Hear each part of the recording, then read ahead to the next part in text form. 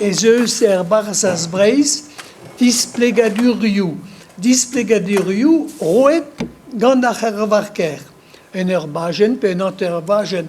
Ar pez en unifiket evez just eo gwir pep tra a vez lavaret.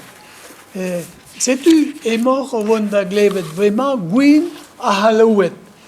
Ar versman a zeblant beha koz kenan. Lavaret a ra e zeo gwelloc'h gwin nevez eget gwin mouarn pe gwin avalou.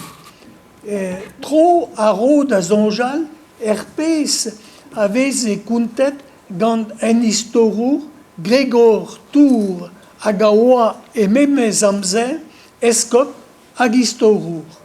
Ene istor ar franket savet e kreiz ar c'hoarfet gantvet, an istorour se a lavar e ze gwenedis da lavar e deo tud ivar a dro gwenet gant a roue varok en ofen da vendemi pez o ken da laerez gwin e bro naonet peroas e bro anje. Pempos a glevoc'h war trizek.